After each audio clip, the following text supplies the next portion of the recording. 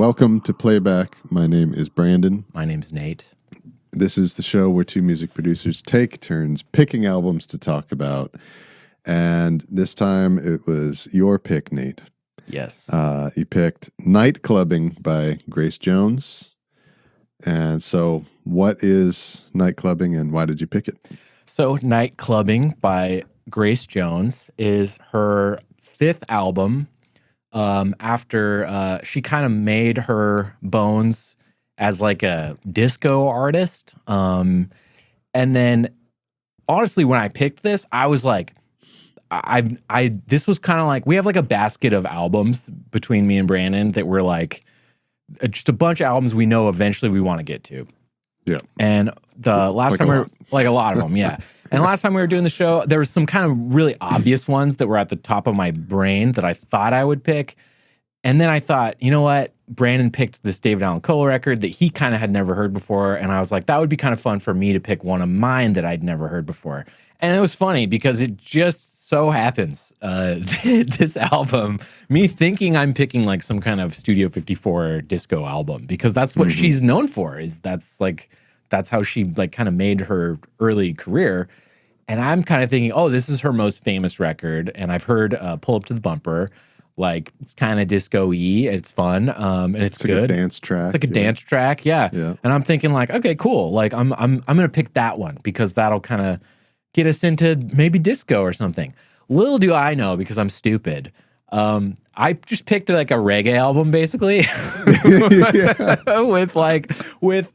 and then the other crazy coincidence of it is that it's a fucking. I mean, this is almost first and foremost a Sly and Robbie album, and unfortunately, this week we lost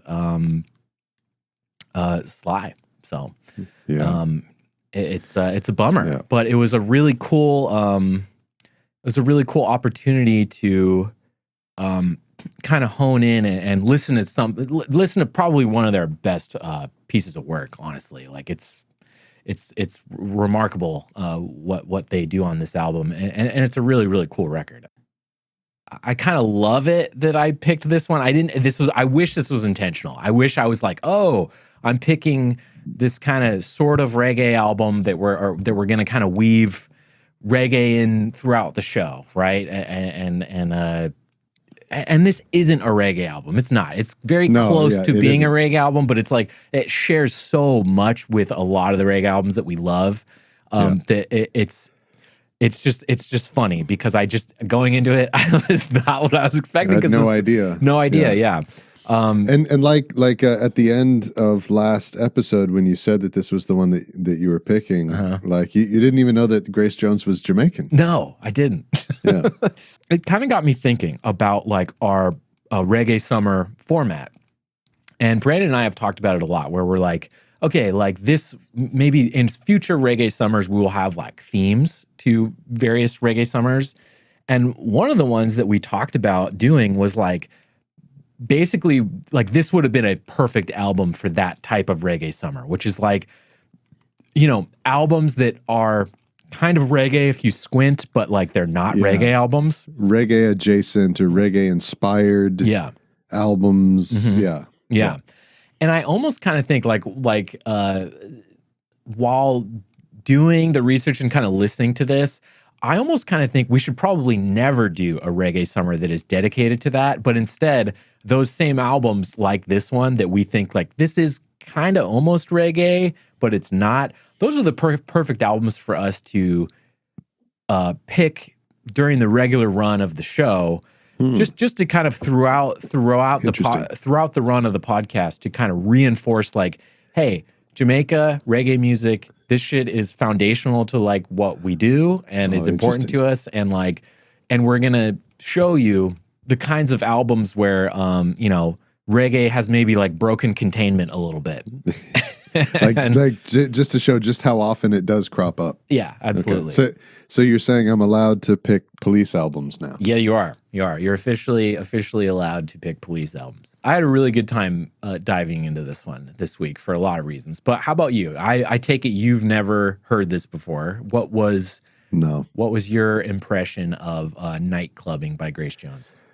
Yeah, no. My first, the very first impression was like, whoa, I didn't realize that Sly and Robbie played on this. Like as soon as the first drum beat comes in, as soon as you hear the drums, like, oh, it's Sly and Robbie. I was literally going to say that later.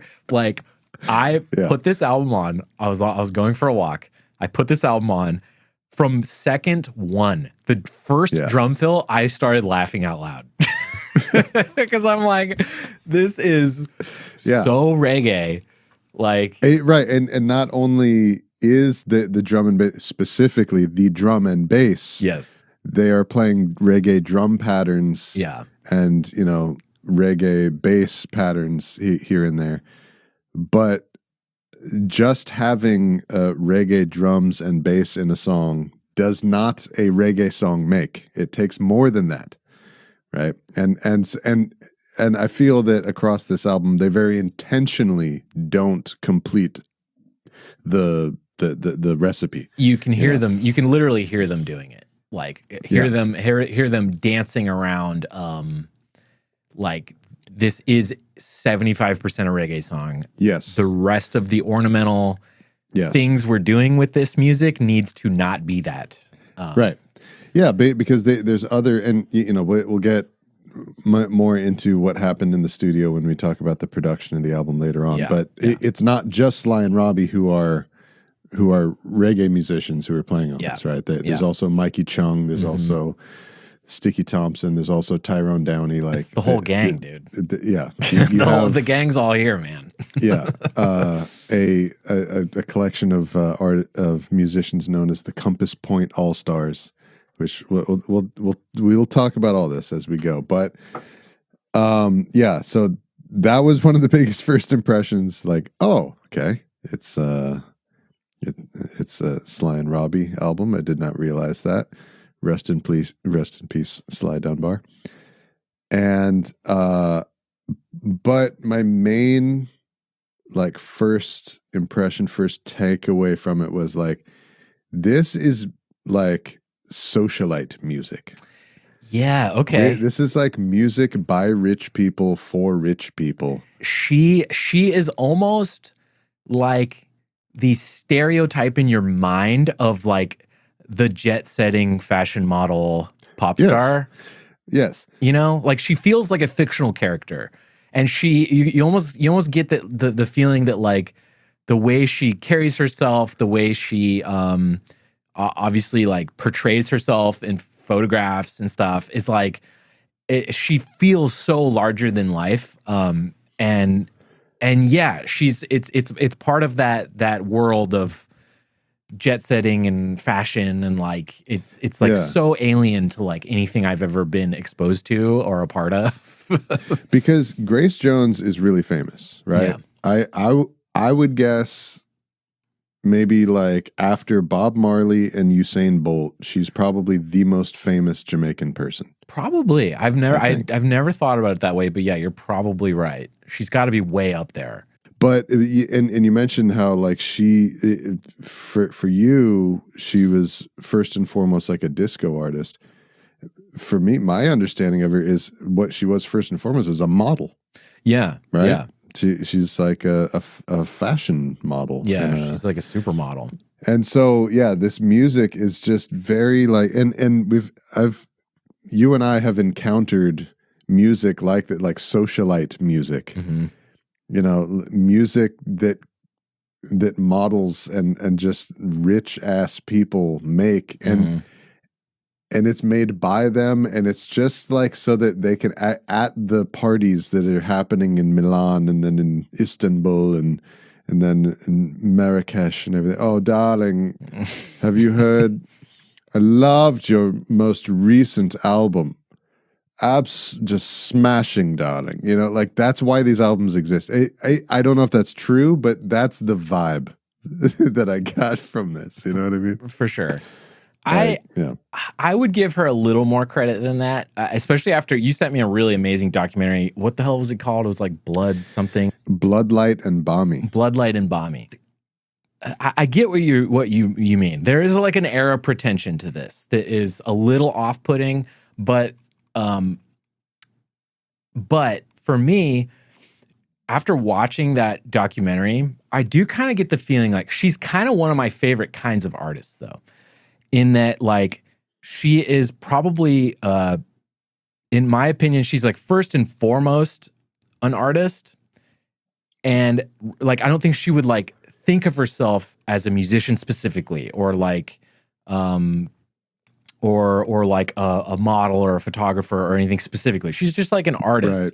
And she doesn't like, I agree with you. Yeah. I love artists and especially I love musicians who, you can tell they're not really influenced by a lot of other music. They're influenced by other art. Yeah. The scope of their artistry isn't just within the realm of music. Right. You can really, it's really apparent that they approach it from a way broader view. It's like all encompassing. They all art. Yeah. I am an artist. Yeah. Yes. Yeah. Totally. And you can tell. She's definitely like that. Yeah. You can tell by the way she's like, she's as famous for fashion as she is for music, as she is for just like being a subject of photography. Like just using her body and her image as a way to make provocative photographs and like provocative art that is just like compelling to look at. Like, like her, the guy she works with on the album cover for this one, Jean-Paul Goude or Good or however you say it. Jean-Paul Goude. Yeah. Like the dude is kind of like he's like an Andy Warhol type. He's that kind of like factory artist guy. He kind of like pulled her out of the dregs of the disco scene, which even he kind of thought was like really corny. I think he even described it that way. He's like, yeah, she would drag me to these like, you know, she'd drag me to Studio 54 and we would listen to this like terrible disco. And I just thought she was so much better than this shit. Like she was so much cooler than this. And if you need a more like up-to-date reference, and this clicked so much for me when I found this out about this guy.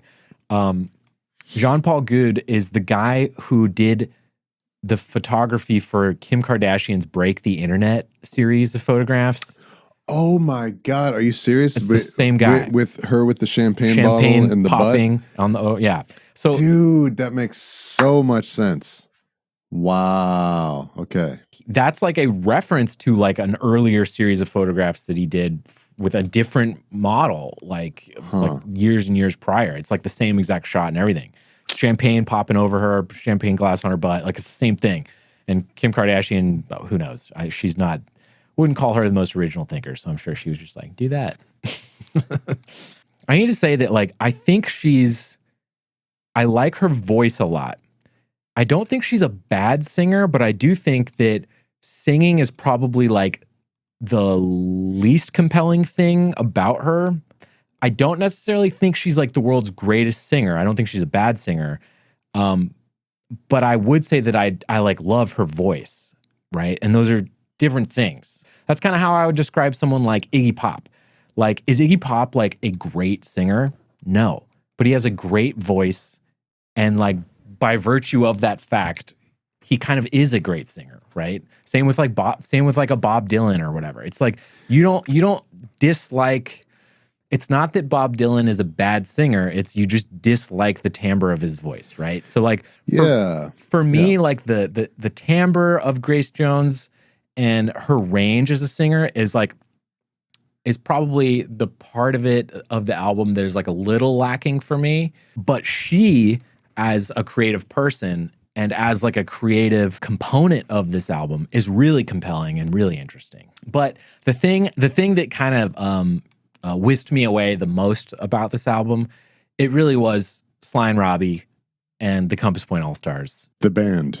If you'd never heard of Sly Dunbar before, and all you know is that he just passed away in the last couple weeks since this episode came out, I hope this is a way for you to kind of dive into their work, because they are, I think it's been said, they are the most recorded musicians of all time. Like, they've appeared on more recordings than any other musicians who've ever lived. Yeah, they're certainly in the conversation for being among the greatest reggae drummer bass player duo. Yeah. There's a few others who are in contention for that, and it's a debate.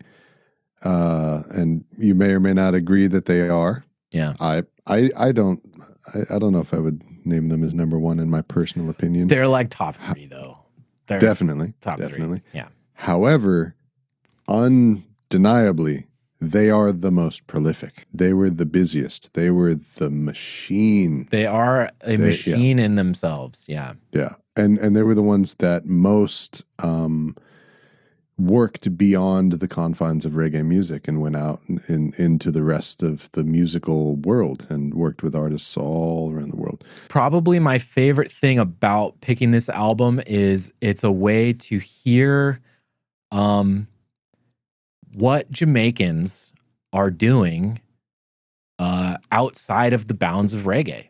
It's really interesting. And yet at the same time, it's with some of the best reggae musicians in the world at the time at one of the most lauded reggae studios, basically like kind of stretching out a little bit and being like, yeah, let's try new wave. Let's try some of these other genres that are like really happening right now. And it's amazing to hear how well they are able to like slot in with a lot of that stuff. Yeah, because that's what made Compass Point Studios what it was. It was like, because it's in the Bahamas, it's not in Jamaica. So it's like just right next. It's just one step outside of, that first step down the yellow brick road. Yeah, outside of Jamaica. So it's like the halfway point where Jamaican music is meeting the rest of the world, and where that melting pot happened. And we did a deep dive into Compass Point Studios on our episode about Night Nurse by Gregory Isaacs. Shares a lot of the members from this band. It's not the same band, but it's a lot of the same guys. Yeah. In fact, I think it's just Sticky Thompson playing percussion. Wally Badarou is on this. Playing synths. Yeah. Are those the only two musicians in common? That might be, yeah. Unless some of the guitar players are shared, but I don't think so. I wonder if Tyrone Downey, the keyboard player, I can't remember if he played on Night Nurse or not, but it's a different drums, bass, and guitar. It has the house sound of Compass Point. It's definitely the same studio. Yeah. For sure. It was a really prolific place, just right there in this little window of time, right? Early 80s to the mid 80s. Like one of my favorite albums of all time, Roxy Music, Avalon. Avalon, yeah. Was recorded there. Shares some Grace Jones DNA from this same shit as well. It's a Compass Point album. Yeah. Even friggin' David Allan Coe recorded there. Yeah. And my personal favorite that I didn't know was a Compass Point record until after the fact is Tom Tom Club. Is the Talking Heads offshoot band with the rhythm section of Talking Heads, which is one of my favorite things that since doing this podcast that we learned about Compass Point and got into it is that in that song Genius of Love, that Tyrone Downey, Bob Marley's keyboard player, was the one who played the Yep. So it's cool. It's just one of those little fun tidbits of info, from the music industry that not everybody knows. You would never know until you really get into it. And it's interesting how stuff like this, how like the world's music industry is smaller than you think it is.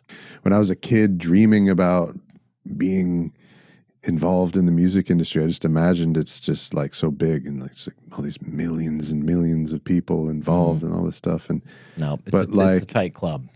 Yeah, you just choose an album almost at random. And oh my God, it's so closely involved with all of these other seemingly unrelated artists that we've been talking about.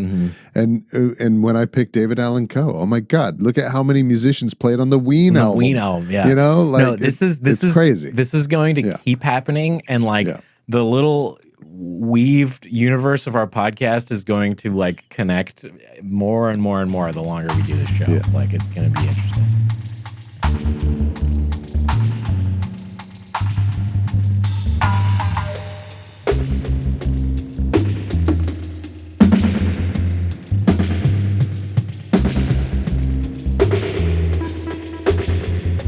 I guess you're right. I guess I also kind of always just figured she was just a movie star.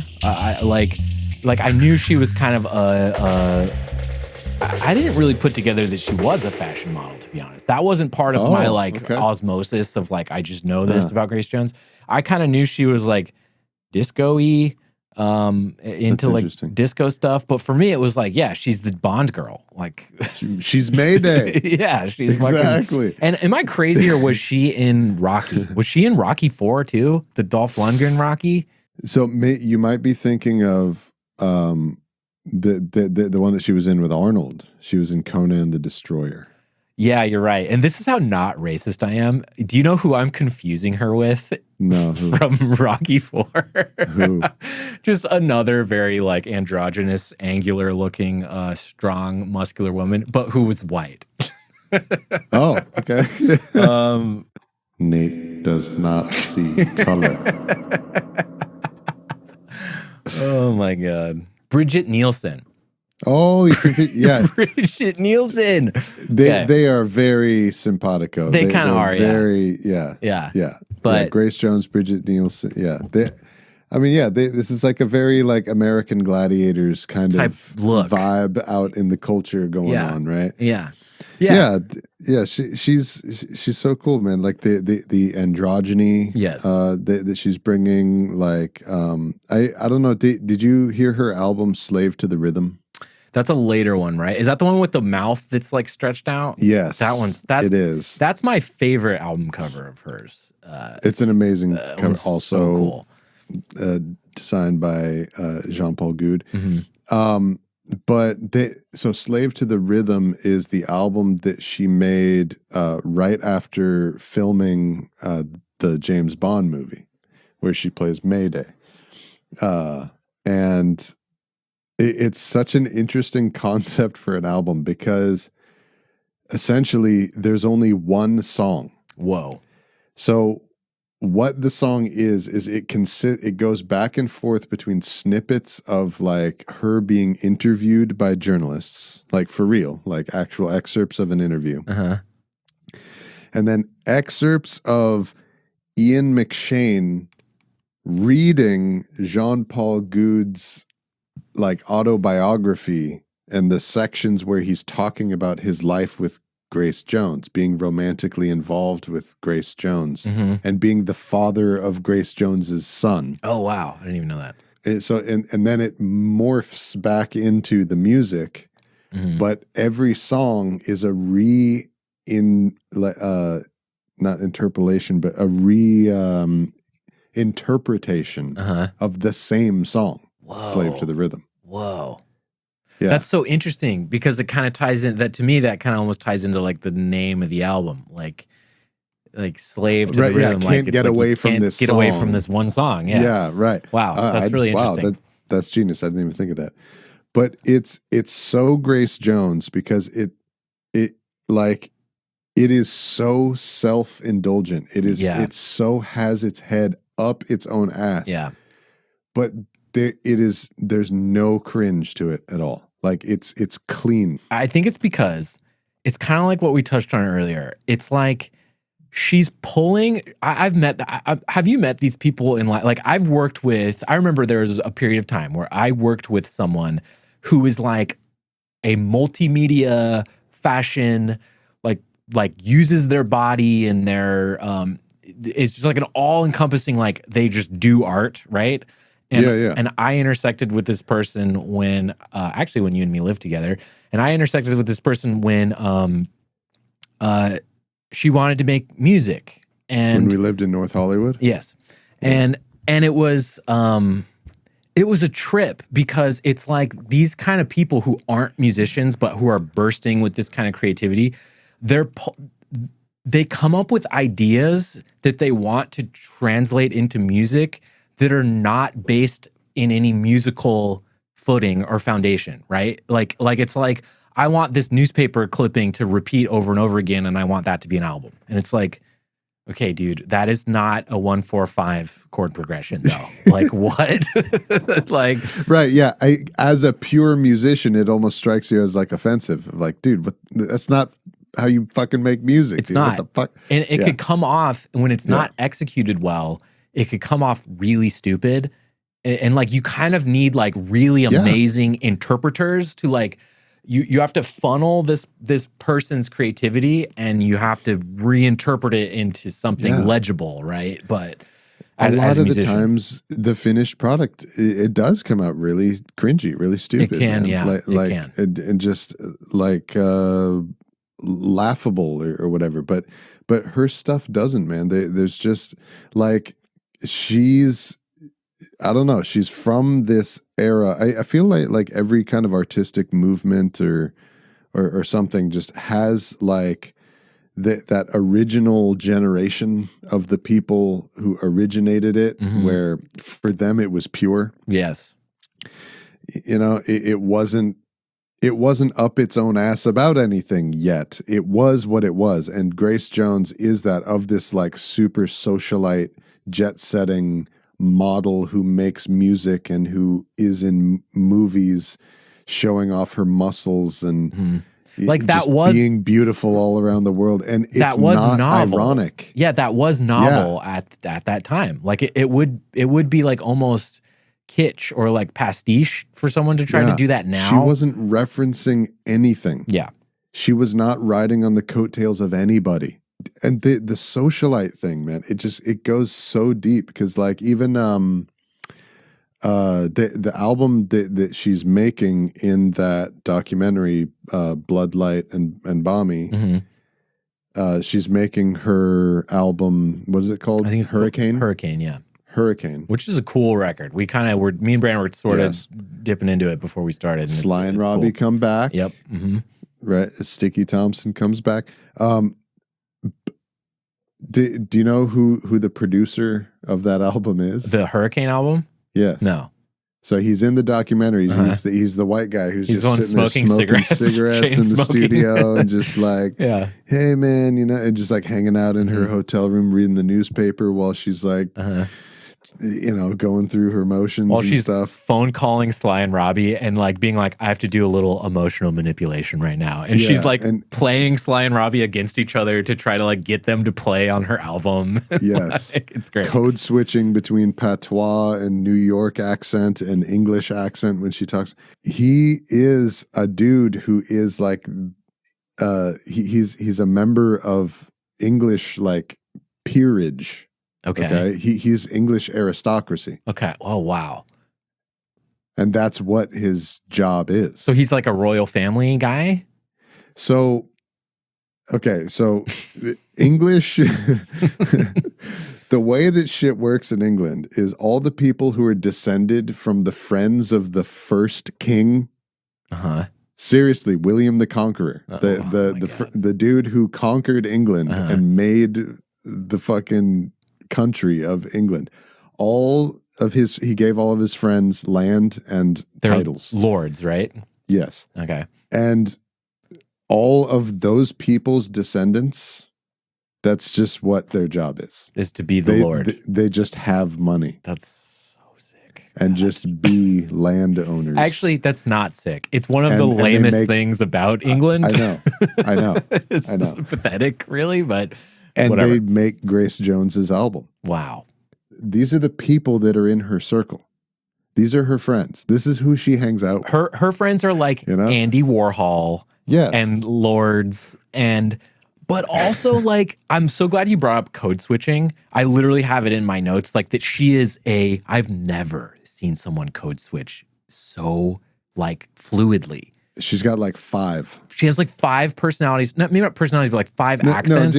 Right, yeah. She switches between accents. And it's not who she's talking It's with. not just that she is like bilingual. She's speaking French one moment, and then she'll like slip out of it into she'll be speaking English with a French accent, and then she'll switch to like an English like UK accent. Yeah, a London accent. A London accent. I've heard she lived in Paris for a while. She lived in London for a while. Yeah. And when she's talking to her people in that world, she uses that accent. It is literally like her accent is specific to who she's talking to. Because there's a moment when she's talking to her fans.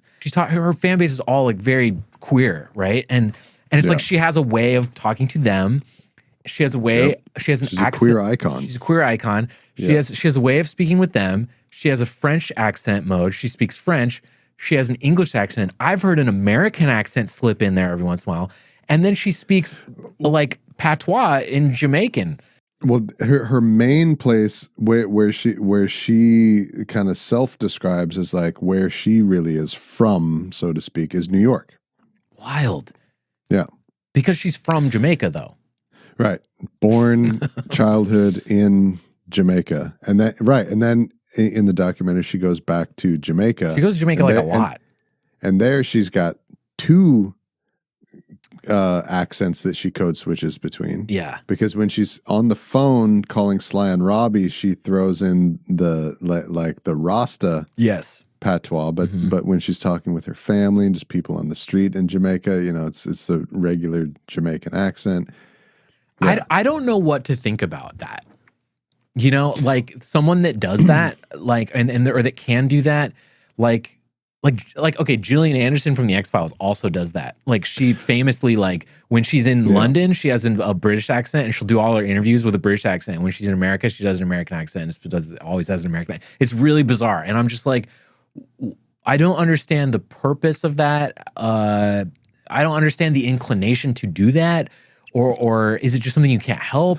Well, no, there's a lot of people out there for whom it's just a normal part of their life because of their upbringing. Yeah. I mean, you just look at her life story. Yeah. Yeah. The different communities of people where she was around. So when you're a kid in these places, it's either you assimilate and talk like this. Exactly. Either you acquire that voice, that linguistic cadence, ability to fit into this conversation, or you just stay as you sound like an outsider, right?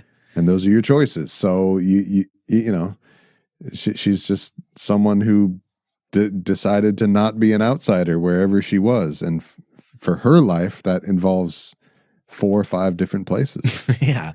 I feel like for most people, it would be like you would have some kind of weird amalgamated accent, or you'd have like a British accent with a little bit of American in it, but it's kind of neither. It seems like that's what it would be like, but that really isn't it. You know, like my ex-wife was born in South Africa, teenage years in Israel. One of her parents is South African, the other is Israeli. High school years in Canada. Wow. And then young adult years in Los Angeles. So she just has like an unpinpointable accent. So both that and code switching. Right. Wow. Yeah. But I mean, her English was mainly like South African English, but a little bit changed.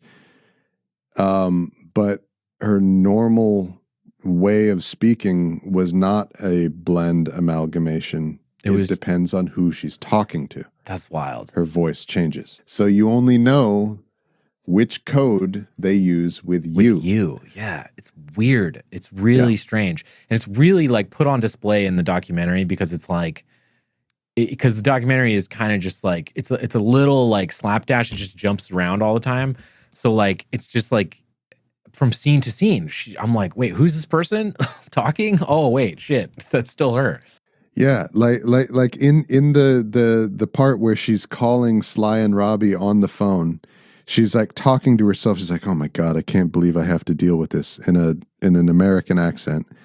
And then she talks to the producer like I'm just gonna phone him.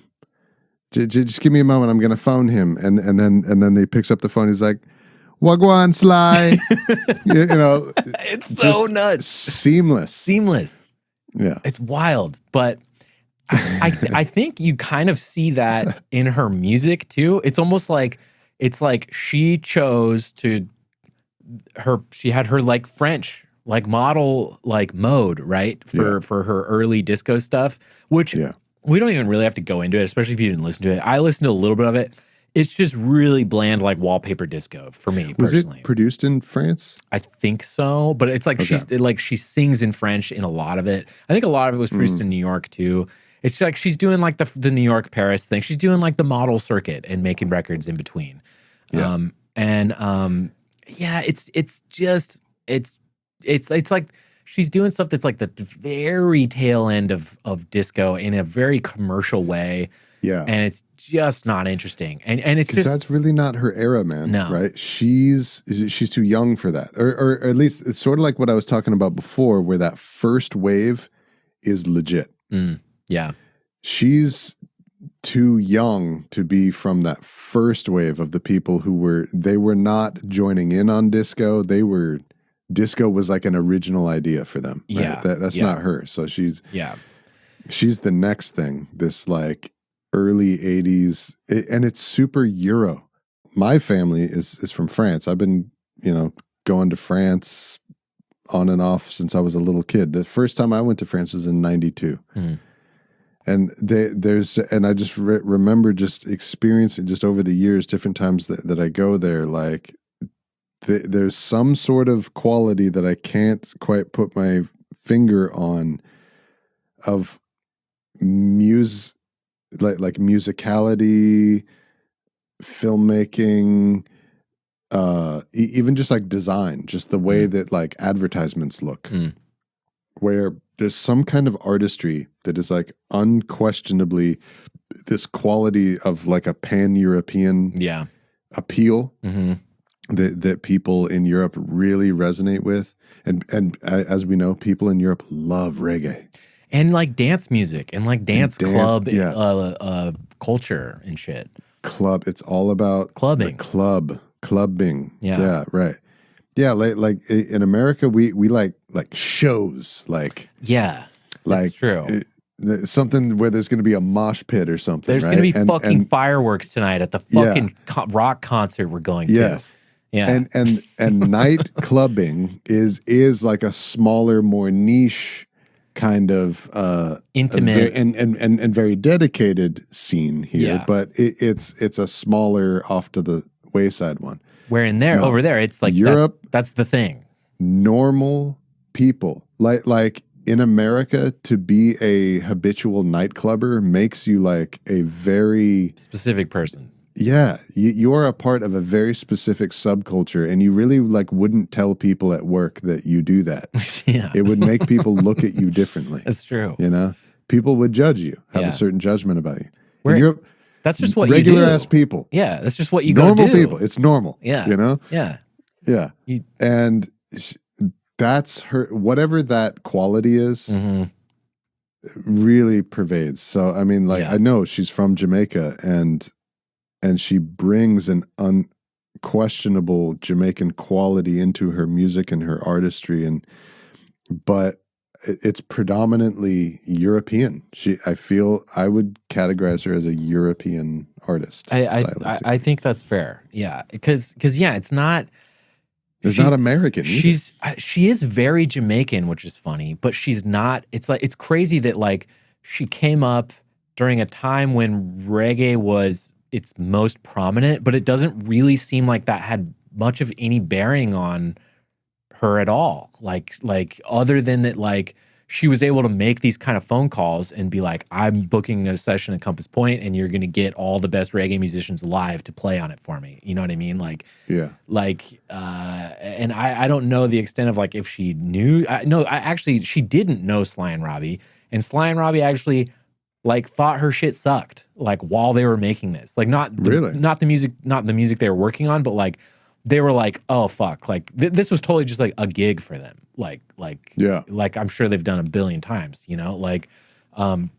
this was like a Chris Blackwell like formulated plan idea. Like he saw the vision with Jean-Paul Goude, I think, of like, okay, this person is a vessel for something, and it's certainly not fucking disco. Like she's like so enigmatic and fascinating as like a character and as like a a person and an artist that could be a central figure for something, and it's not this disco shit. Like, and they had that is really one of the predominant things that's going on here, is that she is kind of the muse. The best part about this period for her is that someone figured out how to properly utilize her, right? How to do something cool with her, because the disco thing was fucking whack. It's lame. Like, it's not even worth listening to. Like, there's, I don't know, she did this cover of La Vie en Rose, and it's just like, a lot of people love it, and I just am like, this is not it. It was a big hit in France. Yeah, I'm like, I'm sorry. Like, I get that's a big song for you guys, but like, come on now. Like, it's cool. It's interesting, but like, for this, I'm glad I listened to it for this, but like. Dude, La Vie en Rose, especially in France, is... Like the Star Spangled Banner. Dude, it is the best example of, there should be a picture of that in the dictionary next to the word overused. I'm sure. I'm sure. Shit.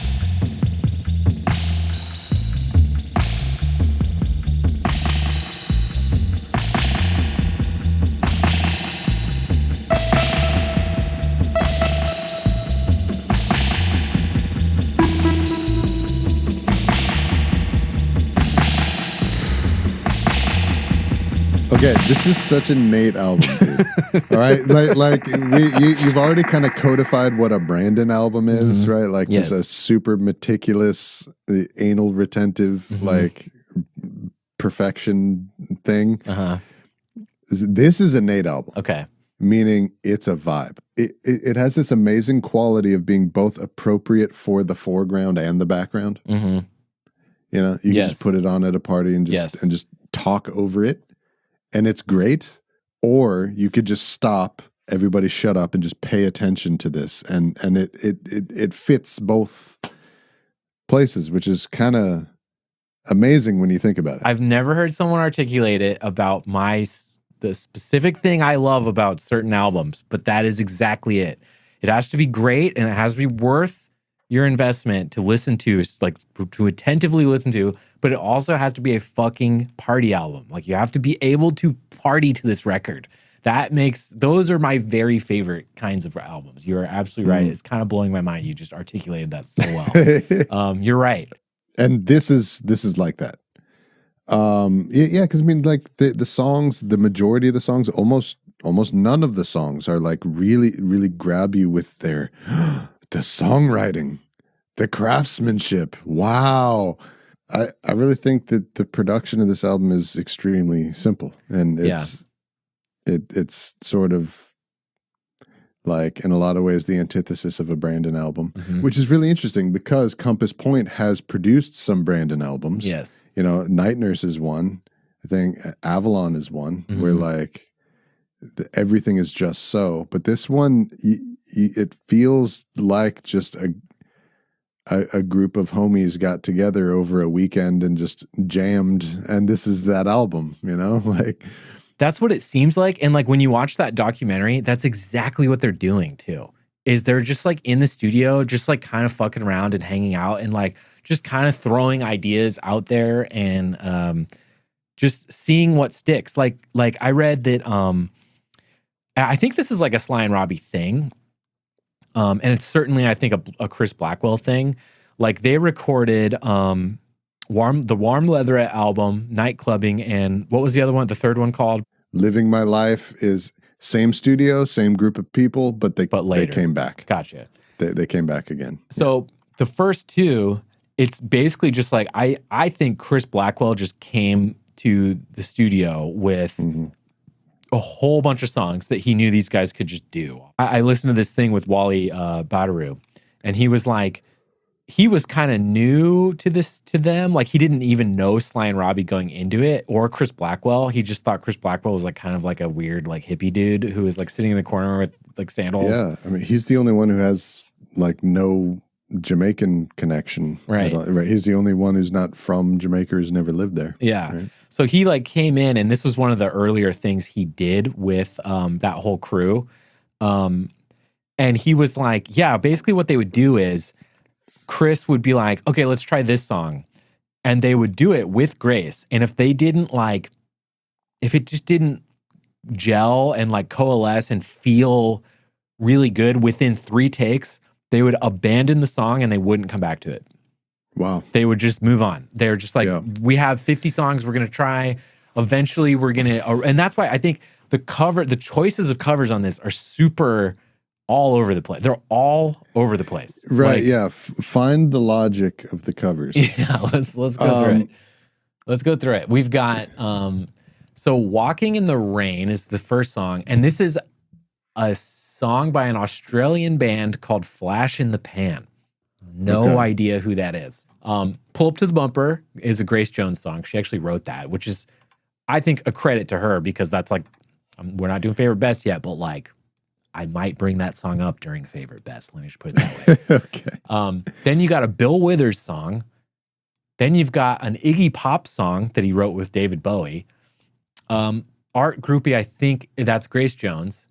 I've Seen That Face Before, Libertango. That is like a French instrumental song that she added lyrics to. Feel Up, original. Demolition Man is a Future Police song that Sting wrote and I guess gave to her or gave to Blackwell or something. And then just to end this, the last one is a Marianne Faithfull song.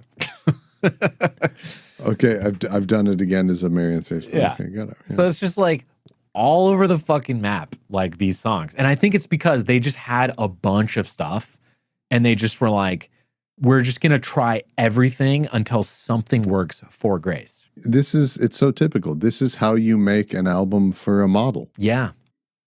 Imagine, we were talking about how Kim Kardashian has never made an album. If she did, guess how they would approach it? Just like this. Yeah. Right? Yeah. She's got like you would start with, okay, Kim, do you have any poetry you've written? You got any lyrics? Have you written any songs? You know, stuff. You start there. Yeah, I got this. I got all right. She's got a couple ideas. Great. We'll include those. Mm-hmm. That ends up being Pull Up to the Bumper. Mm-hmm. Then, okay, what kind of music do you like? When you sing in the shower, when you sing karaoke, what do you like to sing? What are some of your favorite songs that you think your voice sounds good on? Oh, I like my mom always played this when I was going. Oh, great. Let's try those.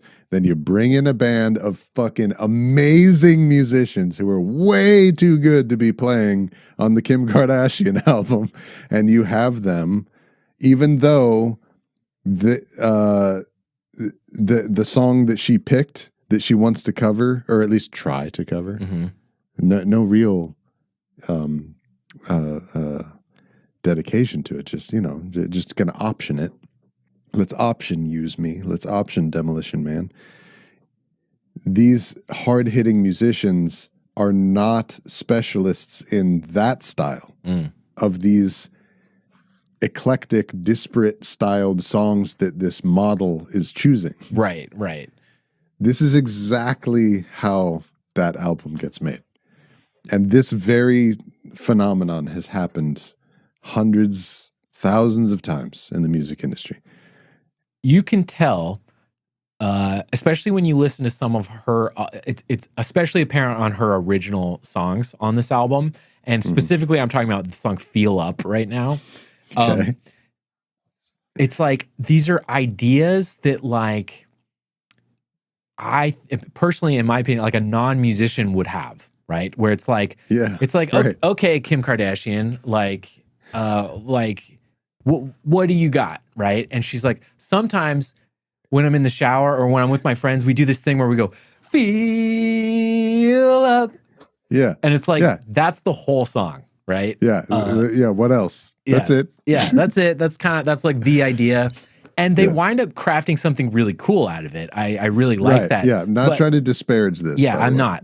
Just because I think stuff like that, like I said before, Grace Jones is my favorite kind of artist. Okay, she really is these like eclectic, outside the box thinkers that are put in a musical framework, and that kind of they push the boundaries of like what we can expect from music, really, like, because they're pulling from like Yeah. these weird esoteric kind of non-musical places that aren't expected, right? She did that too, by the way, in the other domains of art where she worked as well. Absolutely. Right? She did that in modeling, in the print media, in film, right? Yeah. The other mediums that she touched, she also like was a disruptor in what you can expect to see, right? Exactly. Like Jean-Paul Goude, like I was thinking about this earlier today. It's like, this is like, I mean, we keep bringing him up for a reason, because I really think he's kind of like the brains behind the Grace Jones like project, especially from this time period. Yes. Like, right. Major, like an image consultant. yes. Which for a person, for a career like Grace Jones is everything. That's a career consultant. You are, the image is what you are. She is a vessel for his creativity as much as she's a vessel for her own creativity, right? Yeah. Like, Yes. like there was like a simpatico type of thing. Like, and this Jean-Paul Goude guy, you have to think of him. He's not just like a photographer. It's like, I want you to like, if you're not familiar with some of his work, I need you to just think of the Kim Kardashian Breaks the Internet photo series. Just have that in your mind, because The champagne butt photos, because that's the kind of thing he does. Is it's not just taking good photos. It's like he crafts a photograph in the same way that a musician or a band would craft a record. Yeah. Right. That's like what he does. Yeah. Right. If you've ever wondered, like, okay, come on, man, you're taking pictures. Is that really art? Okay, check out what he does. Check out what he does. That's art. Because the thing itself is a provocative, idea generating, thought provoking thing, you know, like you drop that into the world and the world shifts, you know? Yeah. Like, yeah. There is a photo in particular of Grace Jones. It's like an amazing Jean-Paul Goude photo that he did with her. I forget what it's even called, but they used it on the cover of her album Island Life. Okay. Oh yeah. I was looking at this before we started recording. Yeah. This is amazing. Yeah. It's the cover of her compilation album Island Life. Yeah. So like, you have to look at things like that and Amazing. and look at Grace Jones' particular physique and look and androgyny and the way that she's like trying to like be more masculine while also being a beautiful supermodel woman, and like you can see how someone like Jean-Paul Goude, what he does with that, right? And when he crafts her, he shapes her in these kinds of he used computers to compose this image, by the way. Oh wow. Yeah. So that's this is in another 1985. thing. That's another kind of aspect of his art, is like I want to hear about the computers, but like the album cover for Nightclubbing, it's credited as, it's not a photograph. It is a photograph. It is a painted photograph. So it's a photograph that he touched up with paint and stuff. Or I guess it's not actually clear what exactly he did, or if he's referring to he painted her body to look very provocative and like stark. And then took a photo of that. So it's like a painted photograph, or if he painted on the photograph to like kind of make it really, really stark. Yeah. He used like blue and purple colors and to accentuate what's really there. And it's so amazing because of this is what like consistent like image management for an artist can do for you. Mm-hmm. It's so important. They can turn you into an icon. Like exactly. And because it's consistent, like before doing this episode and like actually researching more about Grace Jones and like watching more video footage that's just candidly taken of her in real life, it was the first time in my life that I really realized that Grace Jones truly looks like a normal person. But it's because the only thing that I've ever seen of her is on the other side of this image managed artistic lens that her image passes through, where I end up receiving the impression that she is a other than life looking person, you know? Yeah. That really is how she looks. But but like when I'm watching the documentary and just like looking at her talking and everything, it's like, dude, at my church where I mix sound every Sunday morning, like I know like 15 people who look just like her. Totally. Yeah. You know? Yeah. Yeah. Yeah.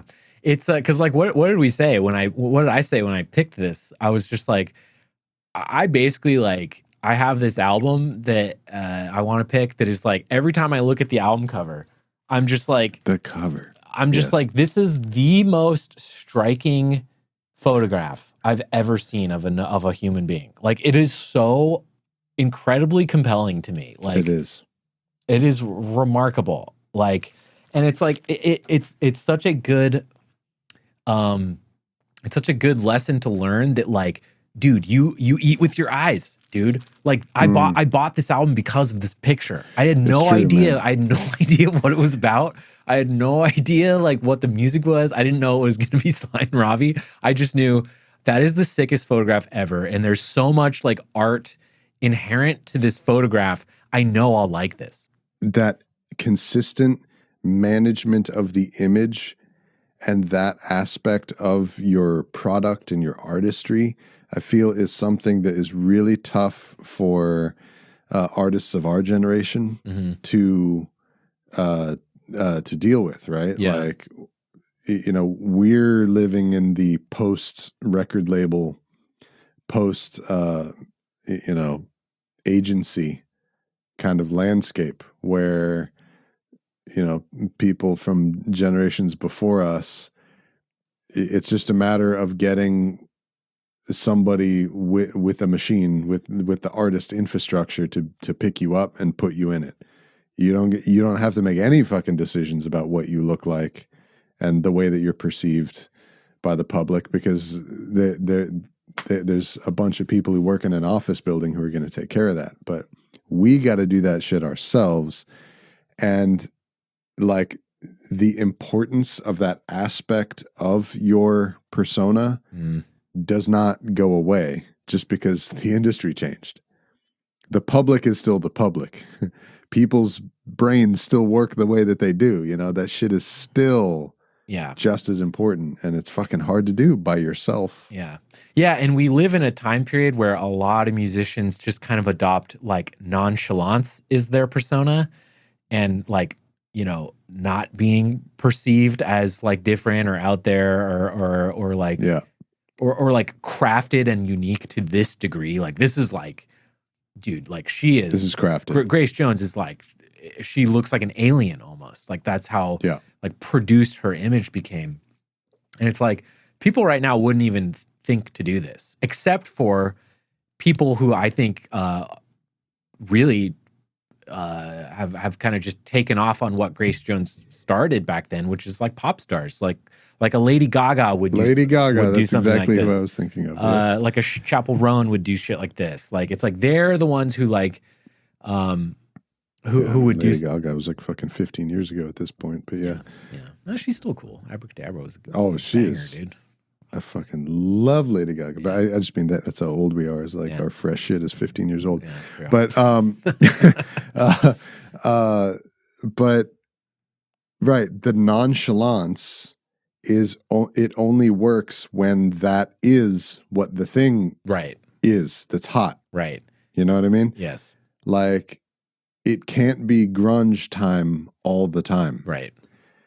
Like I've talked about many, many times on this podcast, and I'll probably say it in every fucking episode at this point, but every artistic movement is a direct rejection of the previous one. So the nonchalance only is impactful and interesting and delicious to the consuming audience when that happens, when that exists in an ocean of the opposite of it. So, you know, the artists like us who are just going to be portraying nonchalance all the time, no matter what happens, whether it's smart to or not, we're just going to do that because we're too lazy to do anything else. Yeah. yeah, no, we're gonna like really not succeed for all the time that is not a special and interesting thing to do in context. But sometimes we'll hit. But once every 20 years, it's gonna come around.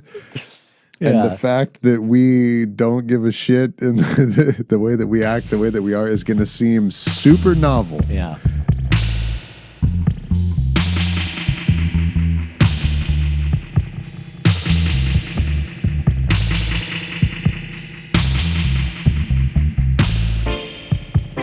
Standout songs.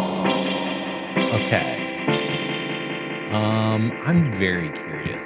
I have an interesting first, a world's first for standout songs this week. We've never done something like this, but I want you to go first. Let me hear your standout song. Is that the thing that we've never done? No. Is it you let me go first? Brandon, we're podcasting. I'm hooking them in to keep listening to the show past this break that we just came back from. Brandon. Oh, I get it. Okay. Keep listening. Okay. Oh my So let's God. hear your standout songs. Fucking moron. Let's hear your standout songs. I got three. I picked. So my first one is "Walking in the Rain." Okay, awesome. I'm glad you picked The that. opening track. Okay. I think it's great. I think it's got like it takes that like William Shatner type delivery. Or she's Have like you ever monologuing. Right. Yeah, Have you ever listened to any of William Shatner's albums? Yes, I know exactly what you're talking about. He just takes a song that is a song and talks it. Talks over it, yeah. He just talks the lyrics Yes. of a song. Right? I almost picked that as my very first standout song too. I'm glad you picked it because I took it off because there's other ones I'd rather talk about, and I had a feeling you were going to pick that. But that one's cool too because for me, it just made me laugh so hard because the opening drum fill is the most 100,000% reggae moment of the whole album. Yes. And then it goes into a Steppers reggae beat with a full-on, OG reggae bass line. Yeah. But and the song is a perfect example of something that they do multiple times on this album, which is that and you can feel it intentionally stepping back from just making this full-on reggae, right? The keyboard pattern. Keyboard and guitar patterns are always playing around what a skank would do. Exactly. That's how they do it. The guitar and the keyboard part is approximating it's more of like a funk thing. A reggae skank. And you can hear that they can't help themselves from keeping it that percussive. Yeah, yeah. It has to be, that chicka-cha-cha, Yep. Ka-chicka-cha-cha, Yep. ka-chukka-ching, chicka-cha, chukka-cha-cha. Like how he strums the guitar, like Jeffrey Chung, he can't not make it a percussive pattern. It has to be something, but okay, let me just make it something else so that it's not reggae, right? Because and it's interesting too because they then allow Sly and Robbie, they give them the widest berth because for some reason they're the only two who don't have to change. Yeah, they don't. They can just play straight ahead reggae for if they want. Most of the album they do too. For half, if not more than half of the album, the drums and bass are just literally. He plays one drop at nightclubbing. He's just playing a one drop. Yeah, you're right. Like it's a great introduction to Pull Up to the Bumper, which is the real like kick off the fucking record kind of song, right? That's exactly the kind of song you want, like close to the top of your lineup, right? But also it kind of tells you the most about Grace Jones and like what her project is and what this new era is for her, where she spells out the lyrics in that song. She's like spelling out her own like androgyny. Like she's like talking about like being a woman, feeling like a woman, looking like a man. Yeah, she's telling you like this is the new project. Like we're well, hang on, but you said that this was a cover song. So it is a cover. Those the lyrics of the original? I don't know. I don't feeling know. like a woman, looking like a man. Or did she put that in? That seems like something she probably put in, but I don't actually know. I don't know. That song. Dude, the whole androgyny of the album, by the way, I really notice. So this takes me into my next standout song, which is Demolition Man. Nice. if you notice, so Grace Jones, her whole persona, and the thing that one of the major or main things of her artistry that ingratiates her with her fans, particularly her status as a gay icon, as a queer icon, in a wider sense as well, is the androgyny. However, it's only androgyny in appearance, and she herself is such like a steadfastly like she herself is such a heterosexual woman. Her lyrics, her life, or the way that she lives it is like such a she lives to love the boys. You know what I mean? And it's interesting because at each spot where the lyrics would require her to gender swap the cover lyrics for who she's interested in or who her romantic partner is, she gender swaps it, like in Use Me, right? The original lyrics are stuff about like, you got to let her go, watch out for her, or whatever. So she swaps that to, you got to let him go, beware of him, right? But every spot in the lyrics where you would need to gender swap it for who I am, she doesn't. Oh. So don't mess around. I'm a demolition man. That's right. You're right. Right? So she asked Sting, hey, do you have a song that I could sing? He's like, sure. How about this one? It's called Demolition Man. The lyrics are, I am a demolition man. And she keeps it that way. Right. I'm sure that it's totally intentional, and it's great because it works so well with the greater artistic package. Right. It contributes to that delicious like androgyny, and the thing about her is the unquestionable femininity of her persona, of the product, while also like intentionally muddying that water at the same time. That's part of what she's doing, and the way that she plays with it, but that doesn't serve to minimize her femininity. It has the effect of elevating it, right, and makes her womanhood more womanly, like the womanhood of her of the whole package is enhanced. Yeah, and like, cause like she's super hot. Like, I'm sorry, dude. Like she just is. Fucking like she's beautiful, gorgeous woman. Unreal. Like, yeah. Yes. But yeah, I mean, it's like she's and the fact that she toys with it. Yeah. That she, like I'm gonna wear a man's haircut. Yeah. And like I'm gonna put my makeup on in the ways that it accentuates not the curves, right, but the angles of my face, but the angles of my face, and like it's that like give and take. Like I'm gonna hide. I don't know. Yeah, it's hard to put into words, but it makes it more desirable. Yeah, it makes her hotter. Yeah, it's interesting from the standpoint of someone who's attracted to women. Yeah. Even though she's looking more like a man, it's amazing. It is. It's amazing. It's a magic trick, but it works on everybody. Yeah. Which is pretty good. And I think it really makes me understand like for me growing up, my favorite band was Led Zeppelin. And I've encountered so many women over the years who just love Robert Plant. Right. And he looks like a lady. He's like trying to be very feminine looking, right? And that was like part of what and made him so sexy to them. Yeah. Is how all the trappings of the way that a woman would dress and present themselves is what he does. Yeah. And these women who are into men, yes, he's irresistible to them. Yes. And I'm just realizing this right now. I feel like experiencing Grace Jones might be like the version of that I can understand. Yeah. Yeah, I get what you mean. She presents herself like a man, but it's like, it's kind of hot in a weird way. Right. Yeah. Exactly. Yeah. Wow. Yeah, it's weird. It's like by Robert Plant by dressing himself up in a way that is kind of we associate with like femininity. It only goes to accentuate his masculinity and his manhood. Isn't that interesting? Like there's that famous photo of his jeans, and it's like he's wearing tight girl pants, and it's like it accentuates the masculine features of his body in a way that is like, yeah, if I was a chick, I'm sure I get it. I get it. I totally get why girls were into it. Yes. Yeah, it's a little different for Grace Jones, but it is the same thing. Like it's the same mechanism as like working on our brains. I think.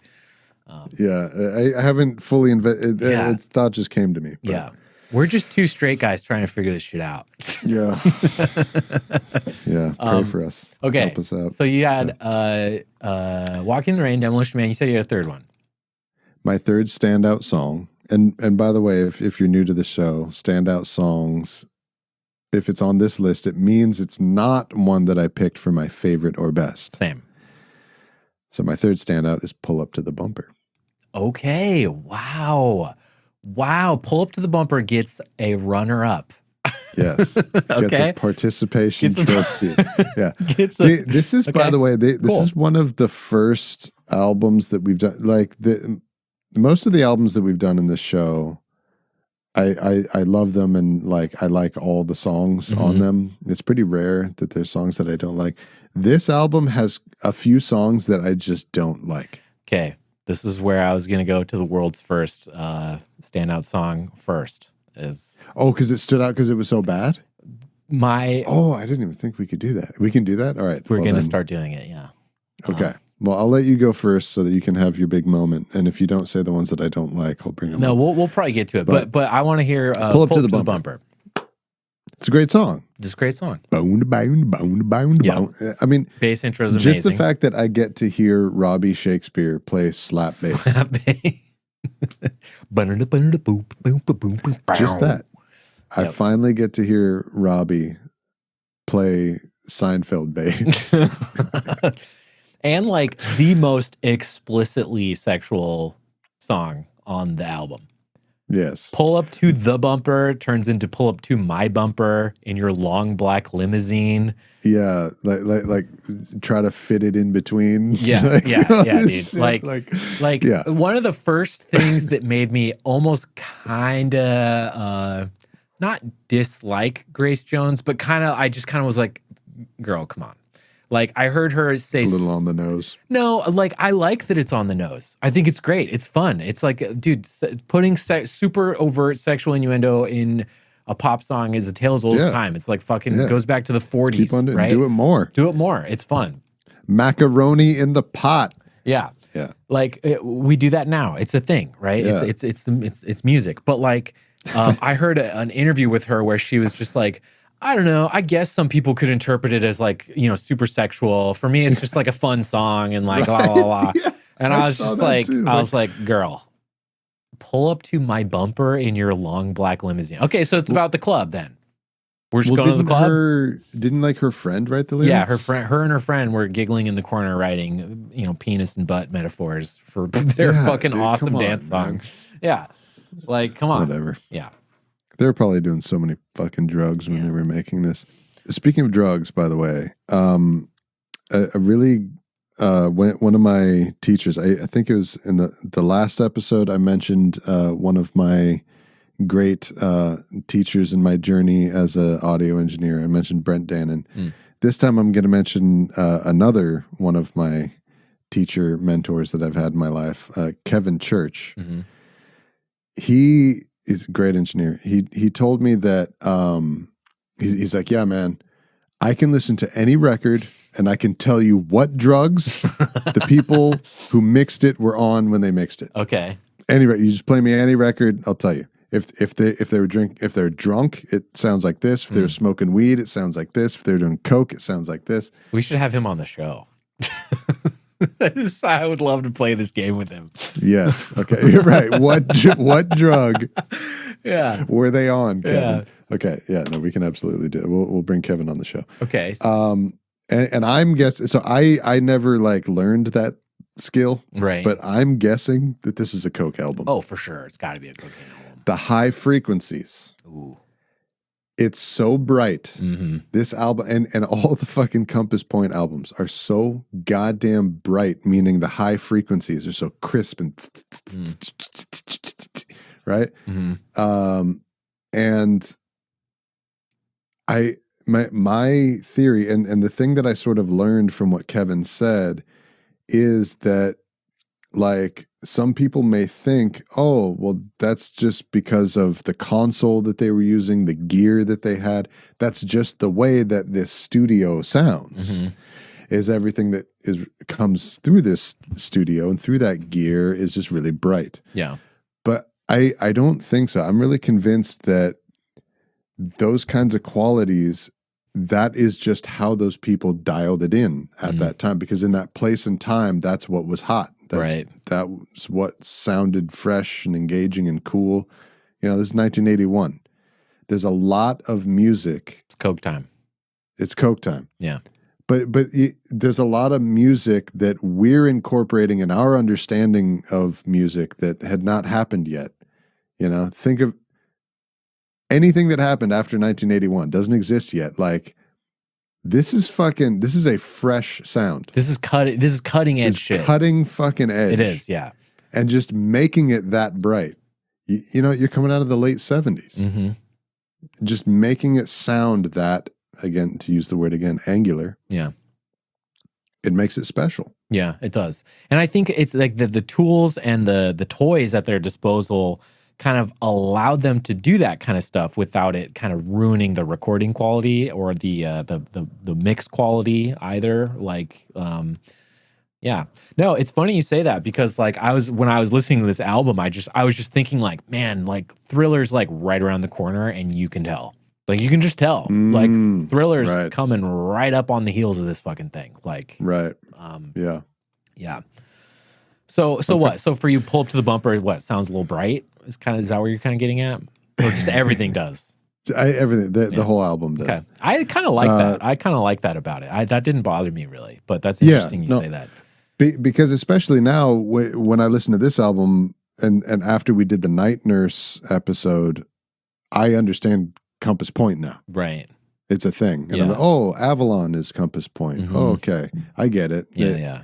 And so it fit right in. Yeah. But anyway, I just think they were doing a lot of coke. They were, yeah. Okay. What were your standout songs? So my standout songs, my first one is actually we've each picked 3 completely different standout songs. I love when this happens. Okay. So my first one is I've Seen That Face Before, which is the one that is basically... It's the French one, right? It's a French one. Yeah. That is, if I'm correct, I think I'm correct in that it was originally like it might be like a traditional or something, or it was originally like the version that people are more familiar with was from about 10 years prior. And I believe it was an instrumental when it came out on the radio, and the lyrics that are on this are ones that she added. I was going to say, if this is a traditional, then that's pretty amazing, because there's some pretty fucking modern sounding lyrics in here. Like one of the lines in French is like, oh, just like me, you also hate life. Yeah. Yeah. You know? Like, it's like about like meeting death and stuff, and it's like a really creepy, weird song. Which, hey, maybe that is a traditional French song. Yeah. You know, I don't know. I might be way off with that. I just wasn't familiar with this song, but it's a French song that she covers at the very least. I actually don't think she wrote the lyrics. It looks like she didn't. But I really like that one for, again, it's another thing where it's like you get the full picture of Grace Jones and the full melting pot of like who she is and like what her whole vibe is about. And I like that it's kind of creepy. It is it's kind of a spooky song, and it has accordion on it. I just for me that one stands out just purely for the novelty of the instrumentation on it. It is the most different of all the other songs on the record, except for my final standout song pick, which I'll get to. My second standout song is Nightclubbing, mostly because Because it's bad. Well, okay, this is what I was going to say. Is I don't think it's necessarily bad. I do kind of like it, but I like the Bowie Iggy Pop version way more. Like way more. Like I love it on the Iggy Pop album, and I do feel like it's a little bit of like a failure on this album, even though I kind of like it. Like I don't hate it. No, I think it's a failure. Dude, every listen through that I did of this album, I'd be like halfway through the song and just like I'm driving, I just like look at the stereo. I'm like, what the fuck am I listening to? Yeah. Night clubbing. It's funny because night clubbing. The Iggy Pop version. Oh my God. The Iggy Pop version on The Idiot is unbelievable. It's like one of my favorite. I got to revisit it. I heard it a long ass time ago. I barely remember. I got to go back and listen to it. It's super good. But I bring that one up as a standout because it stands out for this album. And Grace Jones she oftentimes reinterprets and covers songs, and it's awesome. Demolition Man, for me, Use Me. Like they're a really cool, amazing takes on other people's material, right? And this one, I don't like. It's not like a skip for me, like I think it is for you, but it is kind of a failure from a cover standpoint. Like I don't know what it is. I do still kind of like it, but it's kind of in that middle zone for me. But my last standout song is one that I have to give derogatory marks. Like it gives the whole album like a letter grade mark down for me as a record. And that is the last song. I've Done It Again, the Marianne Faithfull song. So when this album, when I was the first listen through of this album, I wasn't like looking at my phone. I just had my headphones in and I was walking around listening to it. And that song started and I was like, oh, Spotify must have swapped over to a different record. I guess the record's over. Because it was so different, and it was so different. And it was so it's so different. It's really bad. I honestly, it's really bad. Like because like I kind of said in the beginning too, Grace Jones, her vocals and her singing is not the strength of her artistry. Wow. And that is a song where she's singing and like trying to like sing. And it's not very compelling. It's not very interesting. It's not very good. And for an album that is so highly rated and is like the pinnacle and like the best thing that Grace Jones has done, for this to be on that as part of that album, it's a major, it's a full letter grade for me. It goes from like A- to like a B, like for me, like the whole record. Damn, that's like, a significant. Well, you got to think there's only 9 songs, and one of the songs is like a full skip bad song. Right?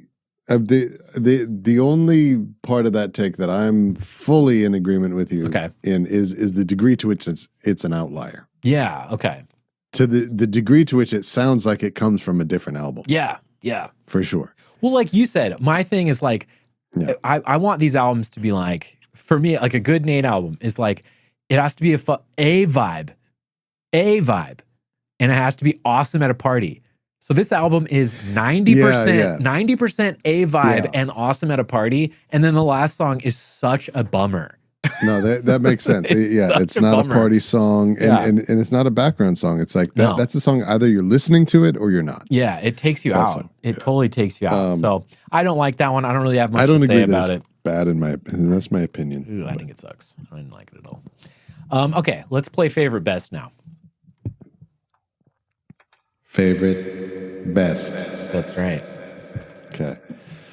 I'm so curious because you already burned Pull Up to the Bumper. I know. It's already been burned as a runner-up. So what is it? You have two other songs? And you said there's songs you don't like. There's not that many songs.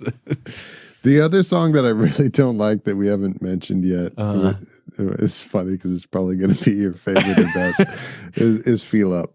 No. Nope. I agree. That one is a weak. That one and Art Groupie are weak entries. Okay. Art Groupie is this is so good, dude. This is so fucking good. Let's hear it. What did you pick? Art Groupie? All right. My favorite song on this album is Art Groupie. All right, that's awesome. Let's hear it. It is. Let's hear it. Let's hear it. Because, okay. Okay, it's got the melody. This album to me is I feel like I'm walking through the desert for a melody. Like, because Grace Jones, it's not what she does. She doesn't really sing melodies. It's not what she does. Brother, I know. I know she doesn't. Yeah, okay. She doesn't do a melody. I mean, she does, but can you give her credit for that because there's a keyboard melody though? I don't think so. I guess she sings that. She's singing the same melody as the keyboard. So I'm sure Tyrone fucking came up with it. but it's catchy, and the rhythm of the melody has an interplay with the drum pattern and the bass part, the do right? It's cool. The rhythm of things actually, there's interplay. Mm-hmm. There's musical like relationship and musical unlocking of parts to other parts, which is like a great quality of Jamaican music. Yes. And lots of other music from all around the world. That's what makes rock and roll so cool. That's what makes like musical styles that blow up. Yeah.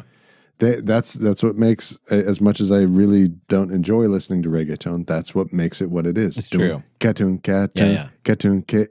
unlocks, like, mm-hmm. Right. Me just doing that, your body started moving. Right? It's good. The reason why Art Groupie is my favorite is because it's the song that has that quality. Okay. And it's the one that like, these last 2 weeks. By the way, whenever me and Nate do these episodes, I just wake up every morning with this music in my head because for 2 weeks I'm just fucking inundated with one album, one piece of music. But this is the song that was always there in my head. Oh, interesting. And that I would always be singing and like pleasurably, like enjoying it, like dun, dun, dun, dun, dun, dun, and just kind of enjoying, right? As opposed to Nightclubbing, which would sometimes enter my mind and just burn. You have to listen to the Bowie. You gotta listen to the Bowie and Iggy version of that song. And it would stick in my mind in a way that I don't like. Yeah. But yeah, you're right. I got to go back and listen to that. So, okay, favorite. Art Groupie favorite. I can't. I'm not even knocking you for that. That's a surprising pick to me. But I'm not. Okay, I'm not hating. You didn't. You didn't say I've done it again. Yeah. If you said that, I would have been like, get the fuck out. Favorite is all about just personal preference. It's true. That's true. My favorite Tarantino movie is The Hateful Eight. That's insane. Does that make sense? No. It's so subjective. I know that it's not the best. My favorite Coen Brothers movie is True Grit. Yeah. My favorite Tarantino is fucking Death Proof. I'm wearing the shirt right now. Right. That makes no fucking sense. Sorry, everyone. But it's just a subjective thing. Okay. So favorite subjective, but best is use your expertise and your credibility now. I think the best song on this album is I've Done It Again. Are you fucking serious? Are you joking? Yes. Are you joking? No, I'm serious. You're joking. That's my pick for the best song. Are you joking? This feels like I failed somehow. Like I let you down or something. Like somewhere along the line. What are you talking about? It's because you're wrong, as usual. How many times? How many times has Nate been wrong? Like all the time. You guys. Nate Wrong Bridges. That's his name. Brandon, you can't be serious. You can't be serious. That's the best. The best. You think that's the best? Dude. Better than Pull Up to the Bumper? Okay. When I am listening to this song, it's like, okay, she's talking. Okay, she's doing the fucking William Shatner thing. Oh, cool. Oh, she's taking an amazing Police song that I love and just talking it and removing all of the like rhythmic fucking little details that Sting puts in there. Uh-huh. And none of that imaginativeness is in there in the way that she's talking this song. Interesting. So by the time I get 7-8 songs into this album, the only way that I can reconcile why this album is the way that it is in my mind is that, okay, she can't sing. Right. Grace Jones obviously just cannot sing. Yes. And she's a model, she's an actor, and she wants to make an album, so this is how she does it. And then it gets to that song. And she sings. Dude, I had to I went down like a Googling rabbit hole to try to find out if this is a different vocalist, a guest vocalist, who they got to do this song and sing it, because I listened to it. I'm like, where the fuck was this? Right. The entire time. Like, she's fucking singing. I get it. And yes, there are moments where she makes a little like a little move that gives away like things that I feel that like I can hear in my own singing voice and my own singing performances, which is like yeah, I can do it, but I don't practice enough. I'm not like a real singer who like actually fucking works on it and is like decades deep into the craft and like is dedicated to it. That's how I feel about her performance on this song, though. But I think there's only just little details. There's only little giveaways, but the lion's share of it is fucking, it sounds great. I think. Okay. At least to the point where it's like, dude, where was this? Yeah. Why not do more of this? Why are you fucking talking when you don't need to be talking? Just fucking, like, you can obviously sing, Grace. Just fucking sing. And the quality of her voice, the timbre of it, the huskiness. Oh, that's another part of the androgyny that we didn't mention. That's true. Is how deep her voice is. Her voice is very deep. Yeah. But I think her stuff, voice sounds great on this song. I look, I'm not gonna. I don't want to shit on Grace Jones, but like, I think that the things that she does that you're talking about throughout the rest of the album, they're playing to her strengths. Yeah, they're using her in a way. It is cool. It is cool. They're using her in a way that is like, yeah, it's. But if she could have done this, I just don't understand why she doesn't do this more. And then I went and listened to a bunch of her other albums, and it's more talking and more da da da da da da da. None of the other covers are like sing-songy songs like this one is. This is I have no doubt she probably knows this song, and it's a song where Marianne Faithfull is like kind of belting out, and she knows the melody and she could do that, right? But like these other songs, they didn't pick a lot of songs like that because I don't think that's something that is like super in her wheelhouse. Like, well, there is one, and it's called "Use Me," which is a song where Bill Withers is just fucking singing like a beautiful voice. All right. And what does Grace Jones do with it? Oh my God, I'm gonna kill you. All right, my favorite is "Pull Up to the Bumper," big deal. The best is "Use Me." Oh my God. Dude. Nate. It's so clearly "Use Me." It's so rad. My that God. track is so good. That's such a good track. Are you kidding me? Okay, right. You need to shut up. You need to stop talking. Court. You go ahead. You tell me why you're wrong. Go ahead. Can't believe this shit. I can't believe we did this. But okay. Oh my God. So "Use Me." Okay, favorite Pull Up to the Bumper. Who cares? Best song, easily "Use Me." Easily "Use Me." Easily. Is, okay, first off, it's the best Sly and Robbie on the whole album. It's fucking sick. The whole band is like on fire. The arrangement is sick as fuck. The band is tearing it apart. It is possibly, in an album full of covers, it's the one cover she does where it's like, it's actually a transformative cover in a way where I'm like, it's not that I like it more than Bill Withers, but definitely not. But I can listen to it on an even playing field, and like I'm fine with this coexisting. It's not like Nightclubbing where I'm like, dude, this is way less good than David Bowie and Iggy Pop. Like, this is a downgrade, even if I kind of find some charm in it. Like, it's clearly I a downgrade. agree with you there. Like, "Use Me" actually is like an interesting completely reinterpretation of a song where I'm I like, agree. all right, this is like It's good. it's good. Like they good. did something interesting here. And it is interesting. Yeah. It's a new take. Yeah. Yeah.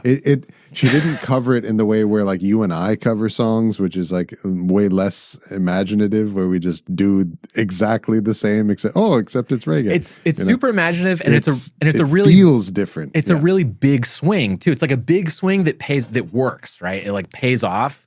Like, Yes. whereas I would say I've done it. I've never heard the original version if I've done it again, but I can't imagine it is like super different from the original song, just based on like. I didn't even know it was a cover until you told me. Yeah. And whereas, not to me, it's like it's the tale of the two covers. They're back to back. It's like Use Me. It's like they took a big swing and it really works. And Nightclubbing, they took a big swing and it fails, right? And it just doesn't work at all. Yeah. I can't. I think her version of Use Me is good. Okay. It's worth listening to on its own, as a standalone thing. I think the main thing is like the big thing that I have against it is just one detail, which is that she just excises like the one rhythmic detail that makes the whole song pay off, which is the pause, the gap. Yeah. Right? You just keep on using me. Dance to boots, caput. That's true. Until you use me. But it's the whole big payoff of this big build. And she goes, and you just keep on using me until you use me up. It's like, especially if you know the original song, it's such like blue balls fucking giving ass. I think that's fair. I think that's fair. That's my only thing with Use Me. I think that's fair, but it's a big it's like, you're right. They identified the big thing about that song that is really satisfying, and they're like, what if we just invert it? They totally like Eno carded it. They totally pulled a Brian Eno card and were like, what if you took the best part of the song out? And only the deep black market dub fans are going to know about the Eno card. Well, until we do a Brian Eno album. It's true. It's a gamble. Yeah. It's a risk. Yeah.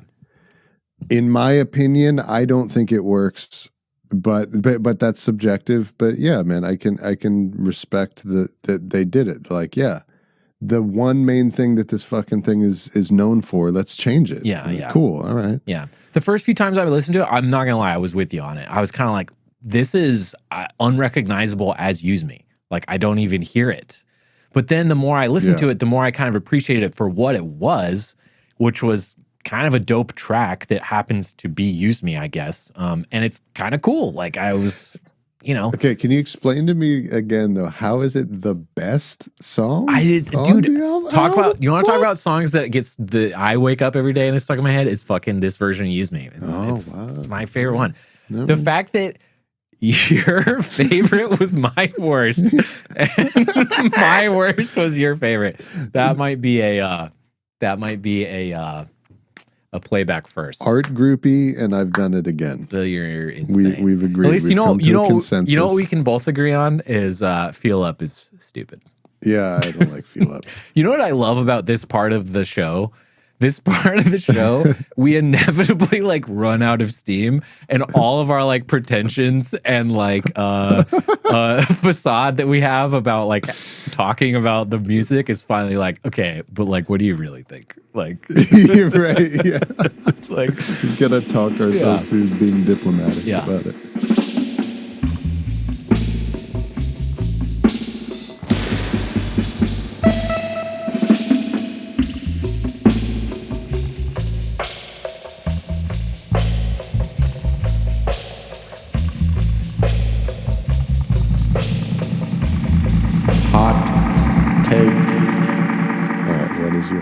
My hot take is Nightclubbing is really good.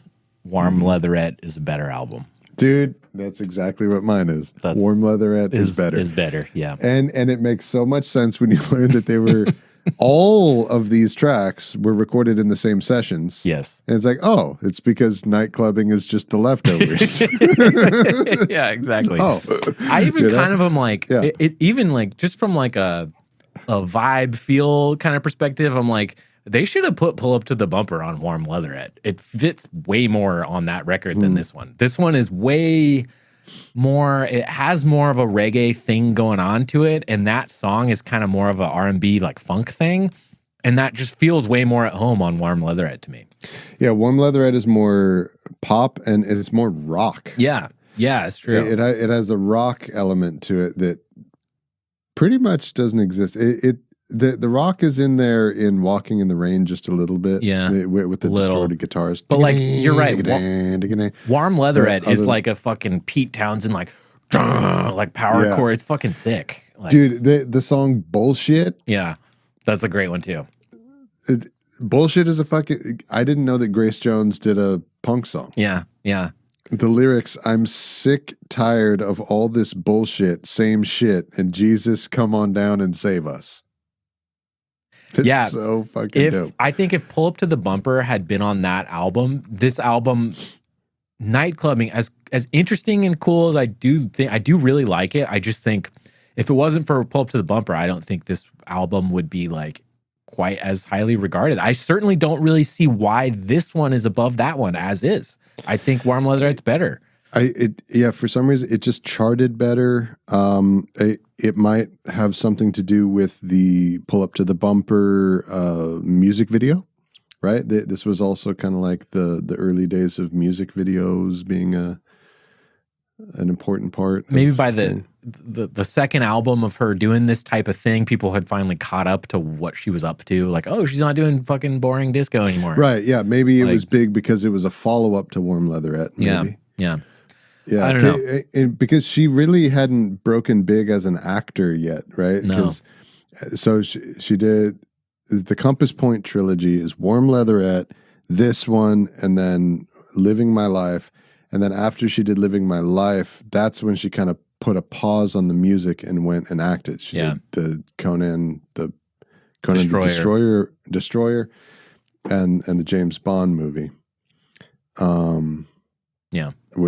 So yeah, I mean, this was like the one that charted the highest in the U.S. and it was before she was in either one of those movies. Yeah. I don't know. Yeah. I don't know. Maybe it's we need someone older than us who was around at the time to explain to us. Yeah. Why did people like Nightclubbing more?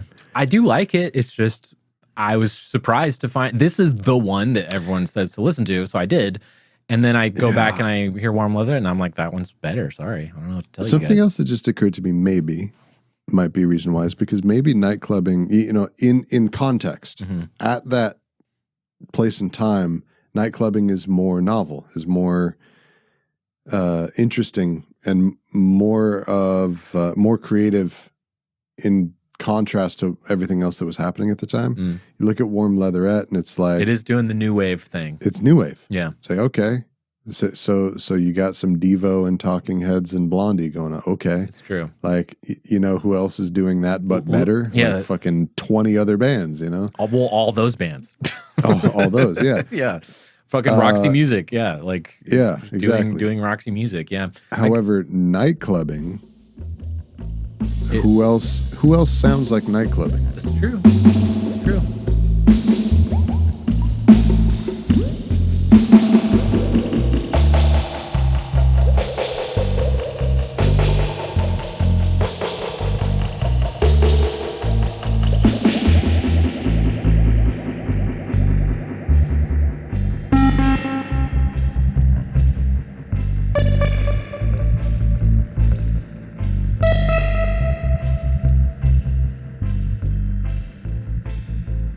See, here's the thing. I know it's a thing on the show that like I'm wrong, but it's wild because this time you were so wrong. It's not crazy how wrong you were. I just accuse you of being wrong more often than you say it to me. That's the only reason why. No, it's wild. I'm nicer, and I guess I just give you kind of more benefit of the doubt. But it's like you are as wrong. You know I'm joking, right? I mean, I'm teasing you, right? It's like I'm not. You're wrong. Like you're really wrong about this. Okay. The songs you picked. Trying to just you were incorrect. Say that it's an expression of love. It's my love language to tease you because I love you. But if it was a test, you would have failed. So,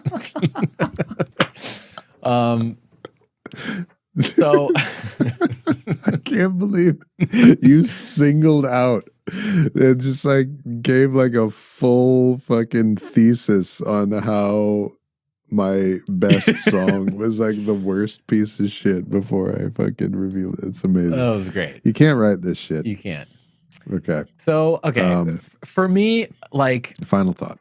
For me, like, I've been wanting to get into Grace Jones for a long time. I've had friends who were kind of showed me her music like years ago, and it's just stuck in my head of like, that was cool as shit. Like, I want more. I like, she's on my to-do list of like artists to get into, right? Oh, like, she's on my to-do list as well. Like, I think we have kind of articulated like that she's really cool and really interesting, and it might be like she might not be quite her music might not be quite as like deep as like a lot of like other artists we might do, but like that is kind of I don't really mind that. Like, I like fun party music. Like, I just do. Like, this is the kind of music I listen to, man. Like, it just, that's what Nate albums are like. Nate albums are. It's a part of Nate albums. It's true. Like, and you know, the other thing about her is that, like, man, she's 77. She totally will be one of those artists the day she passes away. Everyone will have always loved Grace Jones and have known everything about Grace Jones, and like, you're an idiot if you don't. And it's just like, it's just, and it's not because I'm trying to like get ahead of that or something. It's just that, like, they're right. Like, you should know about Grace Jones. She's fucking cool. She's a really cool artist. A really enigmatic, interesting pop star. And it's like, she set the table and the benchmark, and like, she gave the template to all the pop girlies ever since, man. They're all just taking a page right out of the Grace Jones book, and none of them do it with as much like actual creative artistic integrity as Grace Jones did. Like, Grace Jones literally, I think, thinks of herself and operates in the world as a real artist first and foremost, not a pop star, right? But now, exactly, a pop star, the thing is to like kind of, if you're a pop star, it's to like cosplay as an artist, right? And that in itself can kind of become art, right?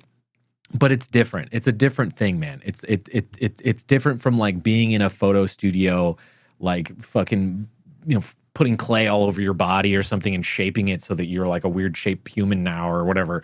Like, it's real, like, getting their hands dirty. These are real artists. I really think. I think you're right. They are a little pretentious. They are kind of from that snooty kind of Warhol world.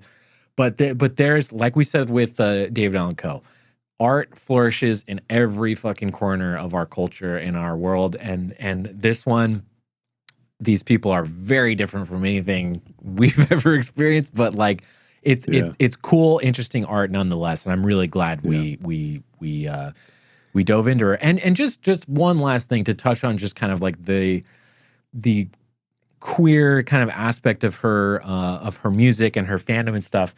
The thing that I was really struck by listening to this was like how her queerness really brought to the forefront for me that like queer art is so interesting because it is not bound by any region, sex, race, country, anything.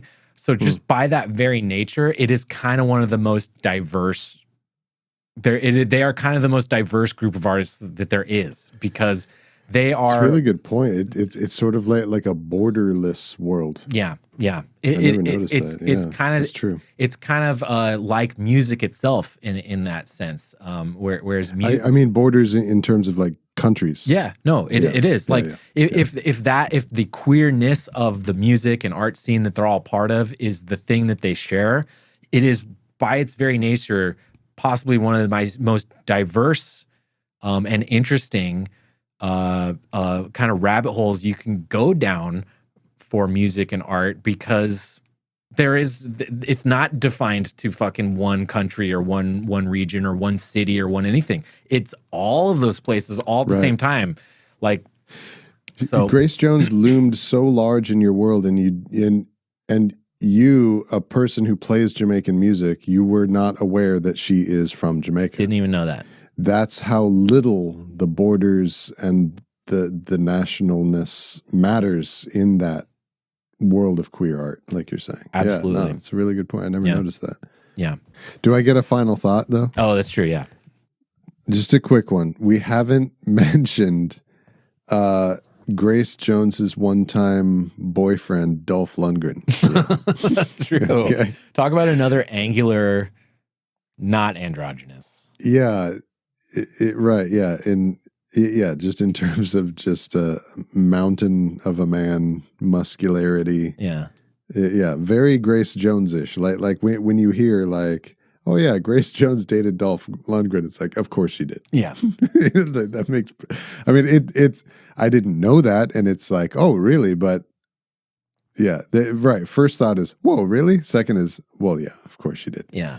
You know what's weird about that is like when I was little, and I would not little, but like when I was like a teenager, and I was getting into 80s movies and stuff, and I would see, like photos of those two together.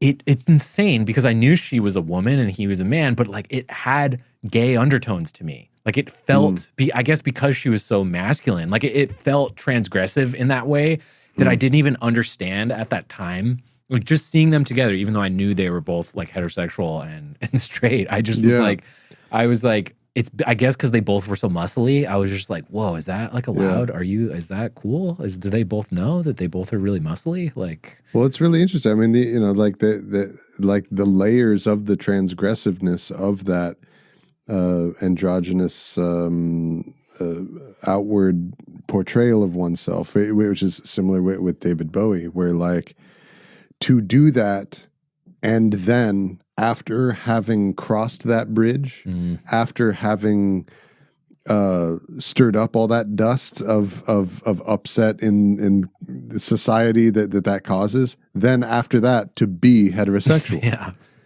is yet another layer of like, how dare you? Yeah, she is so Bowie. Like I have no doubt she took a lot of cues from Bowie's career, like throughout her whole deal. Like she's so similar to Bowie. It's no surprise that I was so just like drawn to like listening to her shit because it's like she's a Bowie disciple, you know. But just the how different these people's lives are from ours. Okay, you know, there's a world out there where Grace Jones is flying around and making records with fucking English aristocracy and, you know, modeling by day and performing in clubs at night and shit, and just meeting Dolph Lundgren and just like his life. So I found this thing on Wikipedia. I think this is in Dolph Lundgren's Wikipedia page in the area about him meeting and dating Grace Jones. Okay. It's just a tiny excerpt. There's more to it, but this passage was just so insane to me. I had to read it to you. It says, while Lundgren was completing a master's degree in chemical engineering on an exchange program with the University of Sydney in Australia, Jones spotted him at a dance club and hired him as a bodyguard. You never know. This is someone's life. Yeah. You never know. You never know. I've often heard from people older than me that it was a bummer that I was born so late, that the time to really be alive and kicking and being in the world was in the 80s. That's when the real fun was happening. Yeah. And it really sounds like it. Yeah, I believe that, actually. Sentences like that make me wish that I was in my 30s in the 80s instead of now. But, yeah.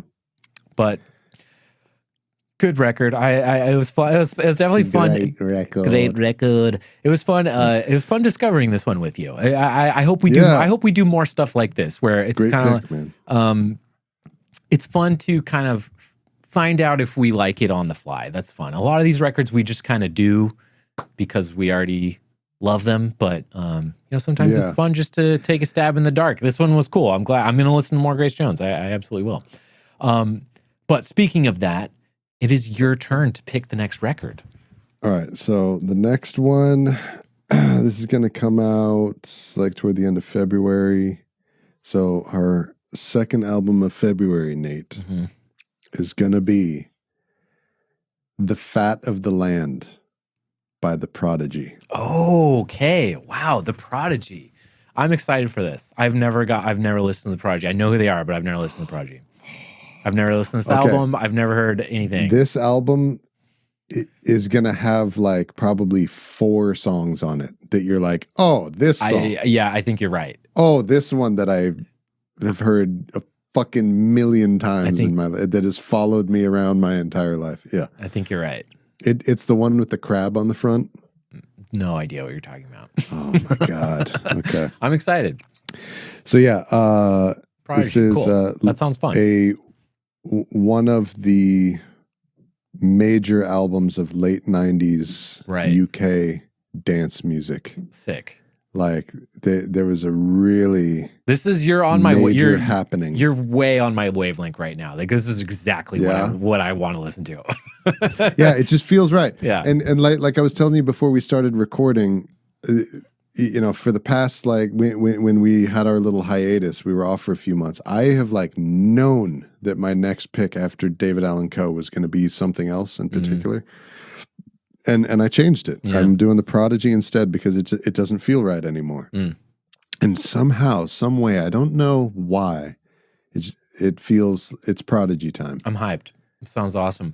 I actually, dude, there's a late 90s kind of dancey electronic pick that maybe I'll pick that one next. I don't know. Yeah? No, probably not. Some like Aphex Twin or like fucking... I'll never tell. Chemical Brothers or something like that. Never tell. Dude, you don't even understand the gift that I'm giving to you right now. I'm excited. Next 2 weeks it's Prodigy time. Like you are gonna enjoy this so much. I'm excited. Oh my God. All right. We are Black Market Dub. This has been Playback with Black Market Dub. We are a band. So we have a whole bunch of music over at blackmarketdub.bandcamp.com. You can download for free or give us money for it. It's really up to you. That's right. We have a Christmas album. The vinyl sold out, but we hopefully will be getting some more copies of that next year. We'll see. We have another album coming out next year as well. If you want to be keyed into all the super nitty-gritty inside details like that, join our Patreon page, patreon.com/blackmarketdub. All the episodes of this podcast are video and audio ad-free over on our Patreon page. Otherwise, you could just fucking slum it with ads like a fucking loser like you are. I don't even care. We get paid for that too because you watch the ads. Please, I should have mentioned. We got you either way. Yeah, we got you either way. You might as well just skip the middleman. Yeah. Please, if you're listening on a podcast app, rate, review, send this to your friends. Please, that actually makes like a huge difference for us because we have like our show is really popular, but like we really need to keep growing. So you should promote the show, help us promote the show. Send it to your friends, rate, review, like, subscribe, all that shit. All that dumb bullshit that I don't want to have to do to tell you to do. You need to do it. Listen to the back catalog. Yeah. Check out all the other episodes. Yeah, you actually need to do it. You, people that listen Find to the ones that are albums that you've never listened to and then go listen to them and then listen to the episode. Yeah. So anyway, with that, be a good fan is all I'm trying to say. With that, Brandon, do you have any final closing Grace Jonesies for us? Some lyricisms? Mm-hmm. I do, of course. And you know what it has to be. It can't be anything else. I'm gonna spread the news that if it feels this good getting used, well, just keep on using me until you've used me up. Goodbye. Goodbye.